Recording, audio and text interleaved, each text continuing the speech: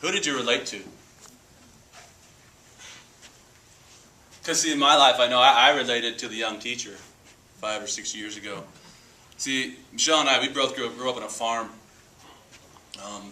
middle class, small town, hadn't experienced anything like East Waterloo in our life. So I came in, we got called to come to Waterloo to be pastor 6 years ago.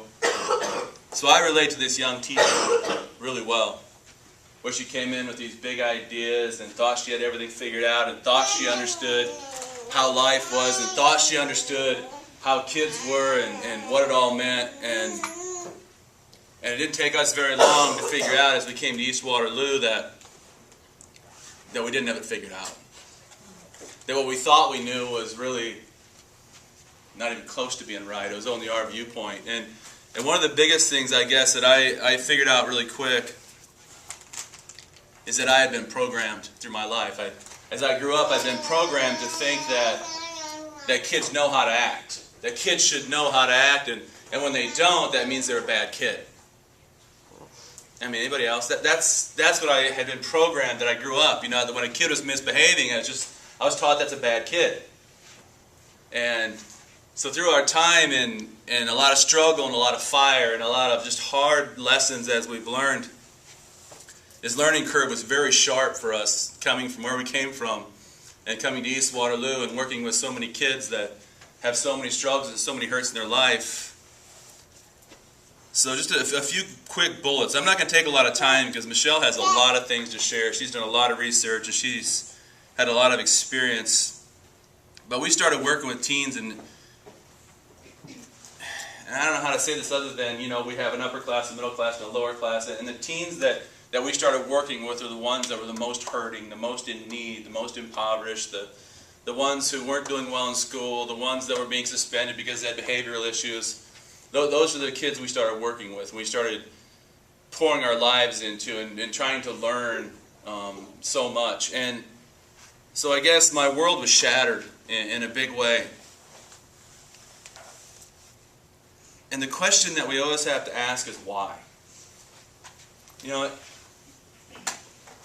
as you see a kid that, because we have quite a large youth program on Wednesday nights, and every week there's 2 or 3 or 4 or 5 kids, different ones every week, that come in and they cause all kinds of problems. And you have to find yourself asking the question, why? They're not bad kids. But why? Why are they doing this today? What's going on? What's going on in their life today that's causing them to act out today? So I found myself really asking a lot the question, why? What's going on at home? Why are they doing this? What's causing this to happen today? Why won't this young lady just sit down and listen? Why is there this anger? Why is there this just atomic anger going on? Why is all this happening today? So ask yourself that question. Keep that on your mind. Just always keep that question, why, on your mind. It'll help you to understand a little more, a little deeper what's going on in their life. Because what we've run into is kids who are late to school all the time, who miss a lot of school, who don't go to school. And the school looks at that as being truant, as not caring about school, all those things, right? But when you ask yourself the question, why, and you start to look behind, why is this happening? What are they doing? And you start to find out that their mom doesn't go to bed until 3 o'clock in the morning. And so the kids aren't going to bed until 1 or 2 o'clock in the morning. And then the kids have to get themselves up to go to school because mom doesn't get up till noon. And then they show up to school, they're tired, they're hungry, and they're angry. Is there any question why they're struggling in school? But see, we don't ask the question why. We just deem them bad kids. We deem them as kids that just teach the kids that want to learn. These kids don't want to learn. They want to learn. They're just a product of their environment. So ask yourself the question why. Find yourself asking the question why. A lot of behavior that we see is learned behavior. And we've deemed it culture because that's really what it is. We call it culture. We see it a lot in certain neighborhoods where kids talk with disrespect. And they don't mean disrespect. They just talk with disrespect. Everything they say to each other is this disrespectful attitude. It's a culture. They don't mean disrespect by it. It's just who they are. It's what they've learned. It's what they've grown up with. It's what they do. So we have to ask the question, why do they do that? Not just deem it as they're disrespectful, right? Because we put labels on things and labels on people, but they aren't doing it out of disrespect. They're doing it because of what they've learned. They've learned it by seeing it, by experiencing it through family, through neighbors, through other kids on the block. They've learned how to talk and how to act because of what they've learned. The second thing you'll find in behavior is because of deep hurts in their life. Again, that question, why, right? Why? As you watch that movie and you watch this young teacher, she came in with these real high expectations. And at one point in the movie, she comes to this point and she says, my God, these kids should have learned how to act in kindergarten. Remember that part? I thought, isn't that what we do? You see, these kids should have. Why? Because I'm putting it through my scope, through my perspective. I'm not asking the question why. So we ask the question why. We ask the question why. We ask the question why.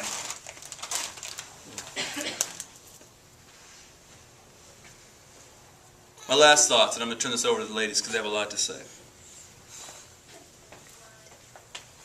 And this is something that I was taught by a very wise man who's been running a program for 20 years, named Art Erickson from Urban Ventures. But he said you have to look at kids and you have to see their misbehavior, and you have to understand that misbehavior is their strongest asset. That place that they're misbehaving in is where their strength lies. It's just misdirected. You know, a kid that's continually argumentative, continually picking a fight with you or with somebody else, trying to get their point of view across, that's their strength. They believe in what they're saying. They want someone to hear them. They want to be able to convey what's in their heart, but nobody will ever listen. So it's their biggest strength if we can take and turn that to a positive direction. A kid, I heard a story of a kid who, a man was running a youth program, and this kid was always late to his program. One day he was early. He actually came running across the street to get to the program. And as he got there, he noticed this kid had all this stuff in his pockets and everything else, and the police were coming, and he's like, man, it's so amazing to see how you want to take care of your family. See, the kid had been out stealing stuff, but see, he did it because he had nothing. He did it because he wanted to provide. Was it wrong? Sure, it was wrong. But he had such a deep sense of wanting to take care of himself, take care of his family, and to survive. That deep sense of needing to survive, that he was stealing things. Now, yeah, it's wrong, but it is an asset. It's an asset because he has this deep want, this deep need to take care of himself and his family. So, as I finish up my time, I want you guys to feel free to ask questions anytime. Stop Michelle anytime she's talking, because she's a fountain of information.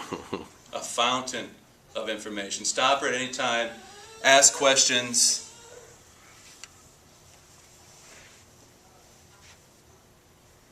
Yeah, do that. I'm done. Go ahead, Michelle.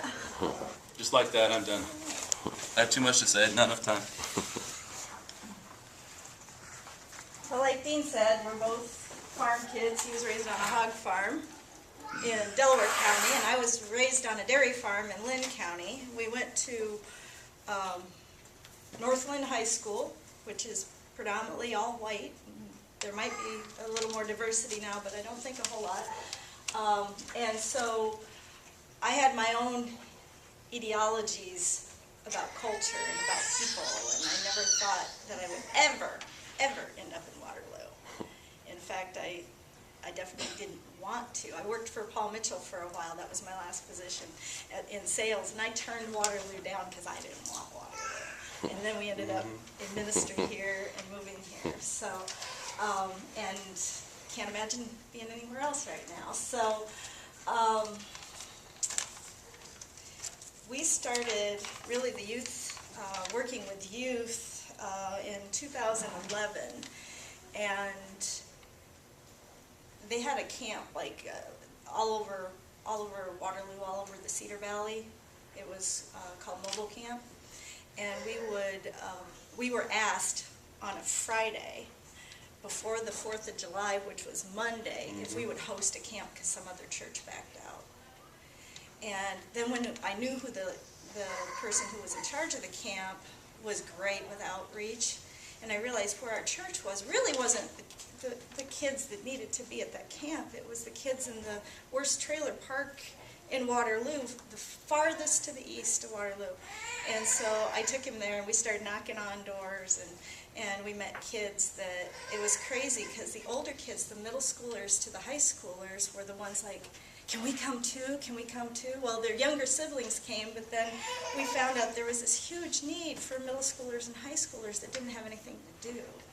And so that kind of stemmed a youth group, and then we moved into more outreach. So what we found out is many of the kids that are at risk in poverty, they're not getting to leave their 3 square blocks. So they think that's their world. They don't, I mean, when we lived in Independence, and we were driving back and forth over here till we just really had a passion. We got to get over there. We got to move. But we would bring kids to our house, and they would say, so when are we going back to Iowa? That's 30 minutes away. They don't get out of their 3 square blocks. So, and the other thing that we'd seen some generational poverty trends that we started to see, which were kids that were put on disability because their mom was put on disability. There's all these single moms raising kids in the family. And so it's almost, this sounds really, really negative, but it's almost like the dumbing down of America to me, because these kids are brilliant kids, and they may have some learning disabilities, but by being put on that, and we know a kid, Professor Meacham and I know a kid that she was told all her life, you're just a big old dumb check. Well, that, left her down here. It kept her in that mindset that she can't be anymore. And I plugged this girl into Professor Meacham's program on literacy this summer, and she excelled, and it was just amazing. So, in fact, a couple years ago, she got the Turnaround Award. So, and she had more referrals than any other kid in East High history, and we could see her turnaround. Things can be up and down, but you got to know there's stuff going on in their lives. At this, in school, you're going to be dealing with social issues, and that's the issue that we have. I know in many of our schools is the teachers are trying to deal with social issues at home, and it's hard to teach. So, but I think compassion is a huge key. I mean, you saw in that movie. Who liked the movie? Did you like the movie? Yeah, our kids aren't those kids, but our kids live with a lot of those kids. Some of the kids we work with have siblings that are on the radar for, gangs, and their families are wearing ankle bracelets, and that's all they see of their life. So that's the negative. That's all the negative. So the positive is I wanted to do research, and I wanted to find out what can we do? How can we make a difference? And we went to a conference, and we found out about this place called Urban Ventures up in South Minneapolis, and it was crack alley 20 years ago, and now they've created all these programs for youth, after-school programs, sports, mentoring, tutoring, and then they reached out more into the family dynamics of it as well, because many of the kids that we're working with are dealing with issues of incarceration. They have family that have been incarcerated or are on that track, or have come out, and once they're incarcerated, they can't find jobs because they're felons, and we have to check the box. So there's so many social issues. So let's see. What I found out in my research is the #1 reason kids get off track and get into go the wrong direction is boredom. They just don't have anything to do in Waterloo. I mean, we have a beautiful new sports complex. It costs $8 if you're 12 years old to go there one day. Our kids can't afford that. They've been locked out. You know, they can't afford that. My goal is to find a way they can, you know, through youth initiative that we're working on. But boredom is number one. Number two is economics. They can't afford things. I mean, we know a little 8-year-old, little girl, that she'll pull up on a bicycle. She pulled up on a bicycle with a lady who followed her into the parking lot of the church, and she pulls a bike out of the back of the trunk. And this girl, she is so charming. I mean, you just love her. And we knew they weren't her bikes. The lady didn't know, so we didn't let on anything. But her older sister is in my youth group, and her older sister said, "You gotta help her to stop stealing, because she's on, you know, the police's radar already for stealing bikes." So we ended up taking the bikes back, taking the little girl, making her apologize. The dad forgave her and said, "You know, my kids need a youth group." And it's like, wow, that was awesome, you know. But her mind hasn't changed as far as stealing. She still steals. She steals to get where she wants to go. But this family lives in more poverty than I've ever seen.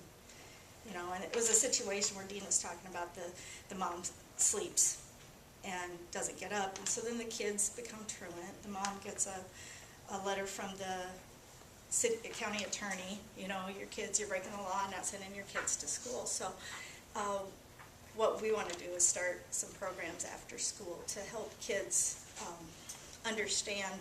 That's number 3, is a sense of belonging. That we as a community believe in you. We believe that there's more out there for you, and we can get past these social issues. So the sense of belonging is huge. And you know, you see kids litter, and it's because they don't have a sense of belonging. They don't feel like, you know, people love them or care about them. Now, I have an example.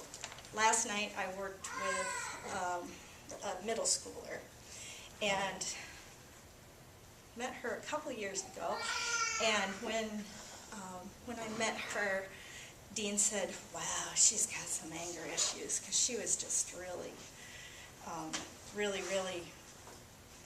angry. You could just see it. And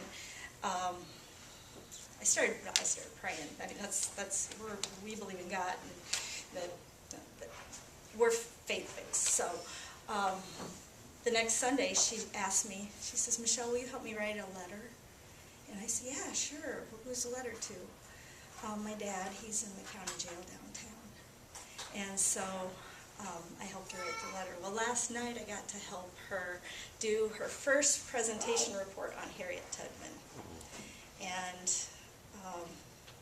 we even had some real-life analogies with that, because the reason Harriet Tubman ran away from being a slave was she thought they were going to sell her, and they were going to sell her, and their family would be all split up. So she ran away, and then her passion was to come back and help other people get out of slavery.